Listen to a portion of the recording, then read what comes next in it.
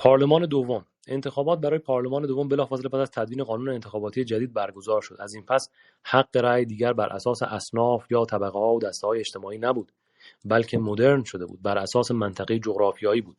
گفتیم که توی اون دور اول بر اساس قدرت افرادی که تو بسیج انقلابی اثر داشتن جایگاه گرفته بودن تو مجلس.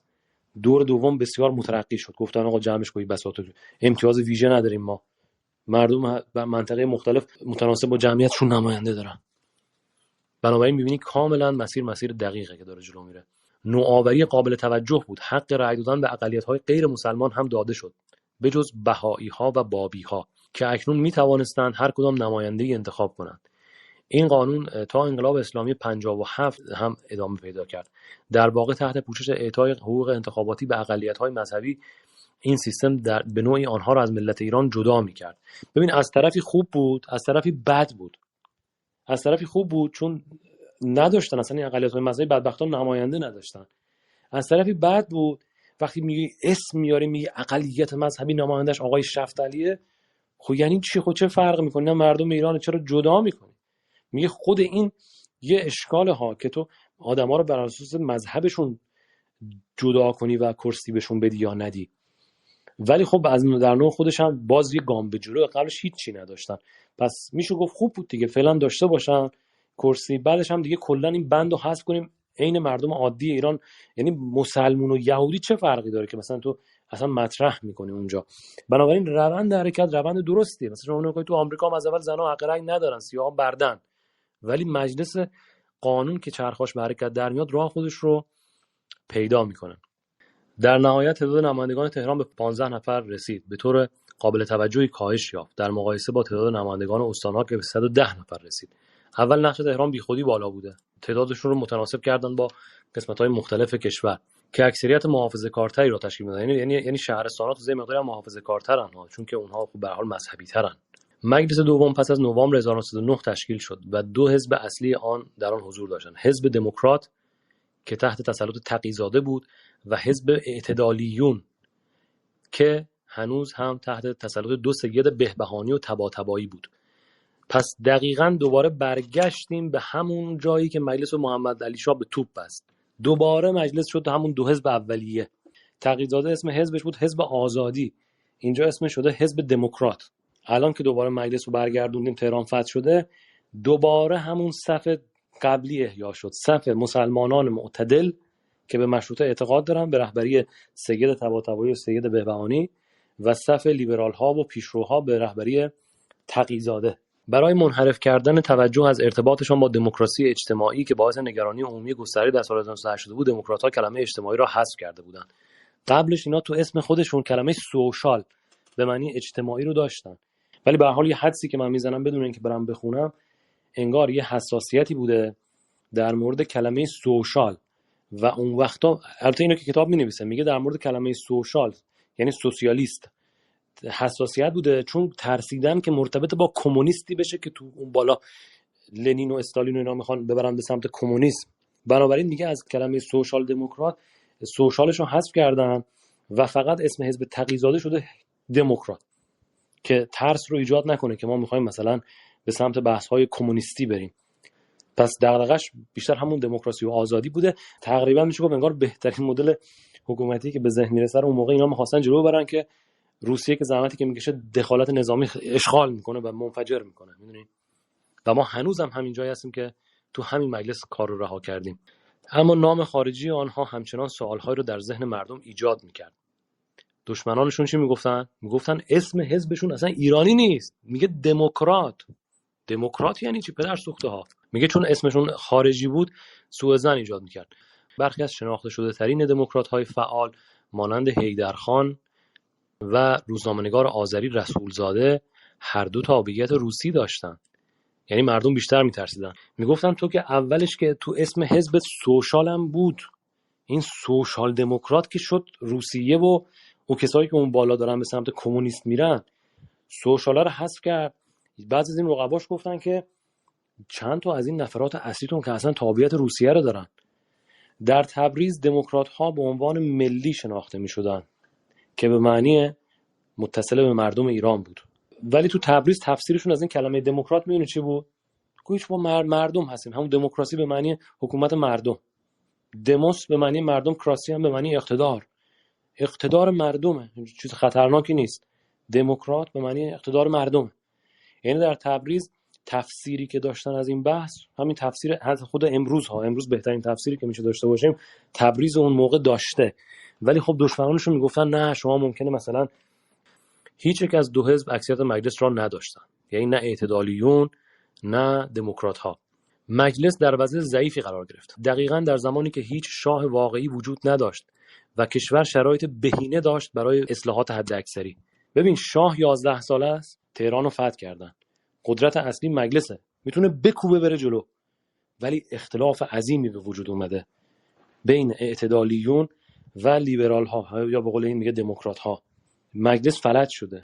اینا بعد حالا با هم دیگه فوشکاری کنن یا به هم دیگه تیکه بندازن اینا تا تنگ تکلیف بشه، چون دو دنیای کاملا متفاوت دیگه. دنیای متصل به آسمان با دنیای متصل به زمین چجوری میخوان با هم آشتی کنن؟ برای این مجلس به حالت بسیار ناکارآمدی افتاده. وحدت کشور به آن معنی در خطر نبود، اما نیروهای روسی به اشغال بخشی از کشور ادامه میدادند. پس از به اصطلاح آزادی تبریز، به اصطلاح یعنی که رفته تبریز رو اشغال نظامی کرده روسیه، اسمش رو گذاشته آزادی تبریز. چرا روسیه این کارو کرده بود؟ پدرسوخته‌گری دیگه، می‌خواست کل ایران رو اشغال کنه، به بهانه نظم و امنیت و یه کارای جوری این پروژه ها رو جلو می‌برد. این وضعیت به نفع رؤسای قبیله‌های بختیاری بود که با ثروت، کارایی نظامی و اعتبار خود تسلط خود را بر ایران افزایش می‌دادند. پس این بختیاری‌ها تا قبل از اینکه تهران فتح بشه همپیمان تبریز بودن. بعدش ولی خیلی بدشون نمی اومد که قدرت خودشون بیشتر شه. اینا واقعیت‌های میدانیه. بختیاری‌ها الان دیگه تبریز رو مثلا محدود کردی، قدرت من بیشتر میشه. با وجود بی‌تحرکی قدرت سیاسی همچنان دو تصمیم مهم اتخاذ شد. اول استخدام یک هیئت عالی آمریکایی و دوم استخدام یک افسر سوئدی. ببین چقدر این مجلس باهوشه. آدم واقعا قصه میخوره که این مجلس از بین رفت. ببین شاهان قاجار چیکار میکردن؟ کشور رو دو دستی میدادن مثلا به یکی از نوچه‌های انگلستان که عمو انگلیس خوشش بیاد. انگلیس کشور رو اشغال کرده بود دیگه، انگلیس و روسیه. برای اینکه اینا خوششون بیاد صاف به خود انگلیس و روسیه کشور رو میفروختن. مجلس چقدر باهوشه. به جای اینکه به مستشارای انگلیسی و روسی اعتماد کنه، به رقیباشون اعتماد میکنه. میگه آمریکایی‌ها بیان و سوئدی‌ها. آره بیان کشور مدرن بکنن ولی کشور بالا نکشن، چون اینا تضاد منافع دارن با روسیه و انگلستان که کشور ما رو گرفتن. کشور ما رو نو میکنن ولی برای ما دم تکون میدن. چرا؟ که تو قلب ما خودشون رو جا کنن. بایستی با این قدرت‌های بزرگ شطرنج بازی کنی. مجلس دوم بسیار اقدامش زیباست. به جای اینکه مثل شاهان وابسته فاسد کشور رو مثلا بفروشیم، مثلا به طالبوت، به رویتر، بخشی کشور 70 سال بفروشیم، به کی؟ به نوچه‌های همون قدرت استعماری که تو کشوره. این رفته استخدام کرده یک آمریکایی رو. اینقدر این کار روسیه رو عصبانی میکنه که سر همین ایران رو اشغال میکنه. اولتیماتوم میده که شوستر رو اخراج بکنید، همین مستشار آمریکایی رو. نمیکنن و میاد ایران رو میگیره. ببین چقدر اقدام دقیق و زیبا بود اقدام مجلس. حیف که قدرت اجرایی نداشتن. چرا؟ برای اینکه هم مسلمان‌ها رو ناراحت کرده بودن، هم خود ستارخان و یپریم خان به هم سلاح کشیده بودن اون وسط کار. جبهه انقلاب تضعیف شده، بعد تو میخوای اقدامات بسیار درخشانی رو انجام بدی. خب خارجی‌ها نمیذارن، لشکر میکشن. انگلیس هم که با پدرسوختگی تمام اینجا با روسیه همکاری میکنه. اقدامات مجلس دوم تازه مجلس فلجه. میگه اصلا مجلس چون دوتا حزب داره که با هم در رقابتن نمیتونن تصمیم بگیرن، با این وجود دو تصمیم درخشان میگیرن. در زمینه نیروهای نظامی مستشار سوئدی میارن که یک کثافت نیروهای قزاق و سر سامون بده. همین قزاق‌ها هستن که ستارخان اونجا آزادی خانو میکشتن. مجلس بلند میشه یه سوئدی میاره که این آشغالا رو آدم کنه. طرف نوچه روسیه است، نوچه تزاره، پول میگیره، دستور میگیره تزار که آدم کشی کنه. میگه خب وردارید سوئدی بیار اینجا باشه، نظامی حرفه‌ای میخوایم ولی نوچه خارجی نمیخوایم. تصمیم درخشانه. در زمینه مسائل مالیاتی و بانکی هم میگه این کثافت انگلیس بنداز کنار. آمریکایی رو بیار، اون شوستر آمریکایی بیاد، چون آمریکایی‌ها رقیب انگلیسیان تو منطقه، میخوان نفوذشون رو افزایش بدن، از رقابت این دوتا با هم استفاده کنم. من با وجود بی‌تحرکی نسبی مجلس 2 تصمیم مهم اتخاذ می شود. اول استخدام یک هیئت عالی آمریکایی و دوم استخدام، ببین کلمه رو نکن، استخدام یک هیئت آمریکایی. اینو مقایسه بکن با واگذاری 70 ساله امتیاز مثلا به رویتر و چه میدونم آقای تالبوت.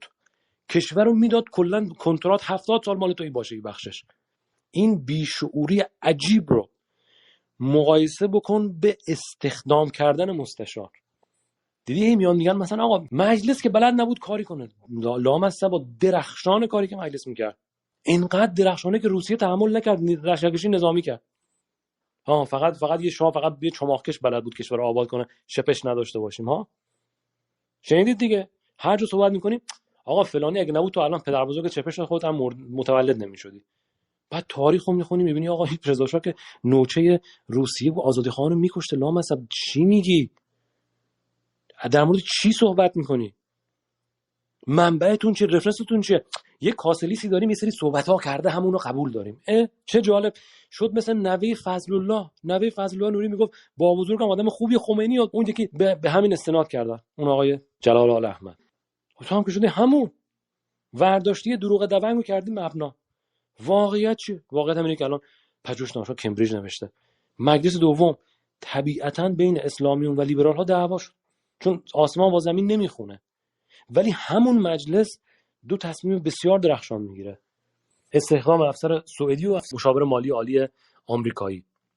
در هر 2 مورد مشروطه خواهان به شهروندان کشورهایی که به دلیل دوری و کمبود جاه طلبی بین‌المللی بی‌طرف بودند نظر افکنده بودند. بله، مشروطه خواهان نمایندگان مردمن، نوچه کسی نیستن. به نفع ملت تصمیم گرفتن، گفتن کشور رو نو میکنیم، در کشور راه آهن بسازیم، بانک بسازیم، ارتش مدرن داشته باشیم، ولی نه که بفروشیم کشور رو بشیم ابزار دست روسیه مثل قزاق‌ها. ما مشاور نظامی از سوئد میاریم، مشاور بانکی اقتصادی از آمریکا میاریم، چون سوئد و آمریکا ایران رو اشغال نظامی نکردن. اینها از کشور ما دورن و منافعشون با این دوتا در تضاد نسبیه، با این دوتایی که کشور ما رو گرفتن. بنابراین میبینی که هر زمان نمایندگان واقعی مردم در جای قرار بگیرن تصمیمات درخشانه. ببین اگر این مجلس ادامه پیدا میکرد الان عربستان و کویت هیچ محض بودن در برابر ایران. تمام نفتمون، مسائلمون به نفع مردم مصادره میشد اگر این مجلس ادامه پیدا میکرد. افکار عمومی همیشه نسبت به اسلامی ماندن حساسیت هایی داشت. در سال 1910 2 مسلمان اسماعیلی از جمله آقاخان پس از بازگشت از حج به مشهد توسط یک روحانی محلی محاکمه شدند، زیرا از رد کردن اسماعیلی و تبدیل به شیعه 12 امامی خودداری کردند. در همون زمان 2 نفر مذهبشون با مذهب شیعه نمیخونه، اینا رو میگیرن یه محکمه‌ای، یه آدم روحانی اینا رو محاکمه میکنه، به اینا حکم مرگ میده و این حکم اجرا میشه. خبر به مجلس میرسه، مجلس تحمل نمیکنه، طرفو به خاطر اینکه باورهاش با شیعه فرق داشته گرفتی اعدام کردی. و اینجا دیگه تضادها با اسلامیون بالا میگیره، نمیتونن تحمل کنن که تو ایران کسی رو به خاطر باورهاش گرفته اعدام کرده. اینا پسمانده های چی هن؟ پسمانده های نکبت اسلامه. مجلس جلو رفته، لیبرال ها جلو رفتن، هم مردم یه مقداری عقبن، هم این نهاد روحانیت. این نکبت هستش دیگه. اسمش هم آورده، از جمله آقاخان. میگه 2 نفر بودن که اینا فرقه‌شون یه خود عوض شده، هنوز مسلمانن ولی با اسمش شده مسلمان اسماعیلیه. ظاهرا این اسماعیلی با شیعه 12 امامی دشمنن. یه روحانی آنها را محکوم به اعدام میکند و حکم اجرا میشود. تقی‌زاده از پلیس میخواهد که قاضی را بیاورند. تقی‌زاده کیه؟ تقی‌زاده رئیس حزب دموکرات، همون حزبی که قبلی که حزب آزادی بود. رئیس پلیس کیه؟ یپریم خان. یپریم خان هم که میشناسید دیگه. یپریم خان یکی از مبارزان مشروطه خواه بسیار مهم بود که همراه ستارخان باعث فتح تهران شدن. یپریم خان میره که این قاضی رو بیاره، میگه که این یک قتل دوگانه است، طرف رو دستگیر کنید و بیارید. اینجا یکی از نمایندگان میشنوه میپره وسط. نماینده رو میشناسید، سید بهبهانی، یکی از رهبران انقلاب مشروطه. سید بهبهانی گفت باید از روحانیت دفاع کنیم. به علمای نجف مراجعه کرد و از آنها خواست تا تقی‌زاده را محکوم کنند و ادعا کرد که او روحانیون شیعه را به وضعیت ننگ خواهد کشانید. میگه تا این نیومده به قاضی ما بی‌حرمتی کنه، حکم ارتدادش رو بدید بندازیمش بیرون، یعنی ادامه بدیم که ریشه اسلامو میکنن اینا. امروز میگن اعدام نکن، فردا میگه مثلا زنا لخت بشن. احتمالاً من اینا دارم به طنز میگم، اینا تو متن نیست. از این ما میخوایم هر کسی مثل ما فکر نکرد اعدام کنیم. اشکالی داره؟ شیعه 12 امامی نیست میخوایم اعدامش کنیم. اینجا دیگه علمای نجف به نفع همین اسلامیان وارد صحنه میشن و این مقداری وارد شاخ به شاخ و اینا پیش میاد. اینا مقدمه دخالت روسیه است. روسیه همجوری در خلا دخالت نکرده. از آنها خواست تا حکم تقی‌زاده را بدهند و ادعا کرد که این فرد روحانیون را به ننگ میکشاند. علمای عراق پذیرفتند، فتوایی صادر کردند که تقی‌زاده دچار فساد فکری است و گفتن آقا به فساد فکری محکومه. بدون انتظار برای صادر شدن حکم بالاتر، تقی‌زاده به بهانه مرخصی به تبریز رفت و از تبریز به اروپا، از آنجا به آمریکا فرار کرد. تقی‌زاده وقتی میبینه که علمای بزرگ نجف حکم دادن که این فاسد فکریه، پیش بینی میکرد که یا ترور میشه یا حکم ارتداد میگیره، به هر حال کارش تموم شده است. به بهانه مرخصی میره تبریز، از تبریز اروپا، از اروپا امریکا. پس از آن در 16 ژوئیه ظاهراً به تلافی یک فعال لیبرال رادیکال سید بهبهانی را ترور کرد. اونام که بیکار وای نمیسن. شما رفتی برای تقی‌زاده حکم ارتداد بگیری، تقی‌زاده رفته اصلا امریکا دیگه نیست. ما این بهبهانی رو پدر سوختاره که از علمای نجف حکم گرفته، خود اینو ترور میکنیم تا حالیش بشه. ببینید بعضی مجلس چی شد. رئیس یه حزبش فرار کرده آمریکا، رئیس اون یکی حزبش ترور شده. این بعضی مجلس. البته چیکار کنیم دیگه؟ همینه دیگه. آقا شما میخوای بین زمین و آسمان یا آشتی برقرار کنی، برقرار نمیشه. تقی‌زاده و دیگران میگفتن احکام باید زمینی باشه، ریشش در مردم باشه، عرفی باشه، قانون بر اساس مشورت نمایندگان مردم تو مجلس تصویب بشه. اینا میگفتن یارو فکرش خود فرد رو باید اعدام بشه. چیکارش میخوای بکنی؟ بعدش هم این سید بهبهانی اول رفته حکم ارتداد بگیره واسه تقی‌زاده. این دیگه برخوردی که در تاریخ ما لاجرمه، پیش میاد. اینجا میگه به احتمالاً به واکنش اون بوده. به هر حال در 16 ژوئیه 1910 یک فعال رادیکال بهبهانی را در حالی که آماده میشد حکم تقی‌زاده را در مجلس بخواند کشت. آقای بهبهانی رفته حکم گرفته از علمای نجف، آورده حکم تقی‌زاده را که احتمالاً مثلا ارتدادی چیزیه تو مجلس بخونه، یه فعالم از اون ور میزنه اینو ترور میکنه. در عرض چند روز مجلس دو رهبر اصلی خود را از دست داد که همکاری آنها پیش از آن به موفقیت مشروطه رسیده بود. 2 نفر از رهبران ارشد از الیت سیاسی زمان حال حاضر، یکی فقط فرار کنه بره امریکا، دومی رو بایستی بکشنش، ترورش بکنن. اینا مقدماتی میشه که روسیه خیالش راحت میشه که انگار من میتونم بیام کارو تموم بکنم.